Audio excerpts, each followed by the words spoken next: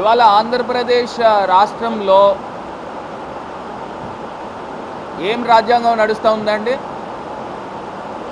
Red book రాజ్యాంగం నడుస్తుందా? అసలు జరుగుతున్న సంఘటనలు గడిచిన 40 రోజుల్లో అసలు ఏం చేస్తూ ఉన్నారు?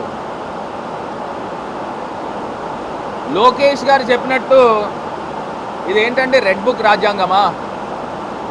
ఆయన చెప్పినట్టు రెడ్ బుక్ రాజ్యాంగమా? అసలు మనం ప్రజాస్వామ్యంలో ఉన్నామా, ఎక్కడున్నామా అని అడుగుతా ఉన్నా.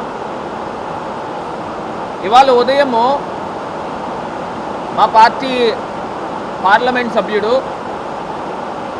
ఆయన నియోజకవర్గానికి వెళ్తే, మిథున్ రెడ్డి గారు ఆయన నియోజకవర్గానికి వెళ్తే ఆయన పైన రాళ్ల దాడి చేస్తున్న పచ్చ పార్టీ నేతలు ఇదా చేసే కార్యక్రమం?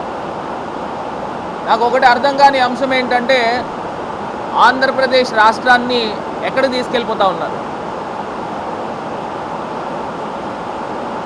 నిన్నటికి నిన్న రాత్రి వినుకొండలో ఒక యువకుడిని హత్య చేసిన దుర్మార్గపు కార్యక్రమాలు జరుగుతూ ఉన్నాయి.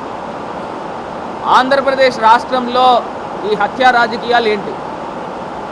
నడి రోడ్డు పైన తెలుగుదేశం కార్యకర్త ఎవరో యువ నాయకుడు అంట, మరి అతను ఎవరో తెలియదు, మా పార్టీ ముస్లిం మైనారిటీ పిల్లోడి పైన హత్య చేసి చేతిని నరికేసిన సందర్భం, చెయ్య పక్కకి వెళ్ళిపోయింది, హత్య చేసిన సందర్భం. అసలు ఆంధ్రప్రదేశ్ రాష్ట్రాన్ని ఎక్కడ తీసుకెళ్ళిపోతూ ఉన్నారు? ఆంధ్రప్రదేశ్ ప్రజలకి ఇప్పుడు మీరు ఎన్నుకున్న ప్రభుత్వము హత్యలు చేస్తూ ఉన్నారు, దాడులు చేస్తూ ఉన్నారు, అత్యాచారాలు జరుగుతూ ఉన్నాయి. మైనర్ బాలిక దర్శిని అనే ఒక చిన్నారిని మరి హత్య చేసి, లైంగికంగా దాడి చేసి హత్య చేసిన సందర్భం. అది మరొక ముందే విశాఖపట్నంలో ఒక ప్రేమోన్మాది నేరుగా అతను గతంలో ఈ రకమైన కార్యక్రమాలు చేస్తున్నాడని అరెస్ట్ అయ్యాడు.